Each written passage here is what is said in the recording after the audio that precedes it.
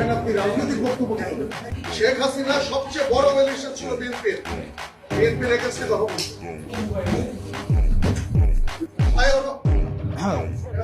চাঁদাবাজ এর বিরুদ্ধে সবসময় আমাদের কথা বলতে হবে। যারা চাঁদাবাজ, যারা মামলাবাজ, যতই বিশেষ করে এটা তো শালীনতা হইল না। আমরা তো আপনাদের কাছ থেকে শালীনতা, ভদ্রতা, একজন কথা বললে আরেকজন কথা বলতে হয় না, এই ভদ্রতাটাই আপনারা শিখেন। গণতন্ত্র মানে এটা না যে সবসময় শুধুমাত্র আপনার প্রিয় কথা আপনার সামনে বলা হবে, আপনার প্রিয় মানুষের সবসময় স্তুতি গাওয়া হবে, এটা জুলাই না। আসলে আমাদের এই বসে এসে কথা বলতে হয়, আমার লজ্জা লাগে আসলে। মানে আমাদের বাপদাদারা বলতো না, তোর ঘরে আমি হয়েছি না, আমার ঘরে তুই হয়েছিস। আমাকে আপনি প্রশ্ন করবেন, আপনি যতক্ষণ পর্যন্ত প্রশ্ন অব্যাহত থাকবে ততক্ষণ পর্যন্ত আপনি রাইট রেখে থাকবেন। আর যখনই আপনার প্রশ্নের পরিবর্তে শুধুমাত্র স্তুতি গাওয়া হবে, জবাব দিদার পরিবর্তে স্বেচ্ছাচারিতা অব্যাহত থাকবে, তখন প্রত্যেকটা মানুষ হাসিনা হবে।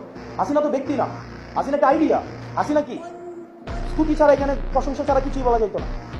প্রেস কনফারেন্স গুলো কি হইতো, প্রত্যেকটা প্রশ্ন করা হয়তো খুশি করার জন্য, এবং একটা প্রশ্নের বিনিময়ে একটা দেশের অ্যাম্বাসি ভিজিট। আপনি রাজনীতির ঊর্ধ্বে কি?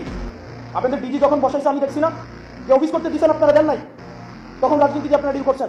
কোন জিনিসটা রাজনীতির ঊর্ধ্বে? হসপিটালগুলোর অধপতন কেন? টেন্ডার বাণিজ্য হয় না, আপনি অস্বীকার করতে পারবেন। আমি আসনাদ আব্দুল্লাহ সাক্ষী, আপনাদের কোনো স্বাস্থ্য সেবার আমি 6টা মাস আমি ক্লোজলি ডিল করেছি।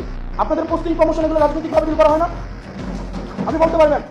এখন যারা ঢাকায় এসে প্রত্যেকটা দল কোনো না কোনো ভাবে হচ্ছে, যারা ভালো পোস্টিংগুলো পাচ্ছে কোনো না কোনো ভাবে হচ্ছে আপনার সম্ভাব্য যারা সরকারপন্থী সরকারে হবে তাদের অ্যালায়েন্স, এটাকে আপনি অস্বীকার করতে পারবেন? কোনোভাবে অস্বীকার করার সুযোগ নাই। আপনি যাই হন না কেন, যেই হন না কেন, আপনারা ভুলে যান না আপনি 5 আগস্ট পরবর্তী সময়ে কথা বলছেন।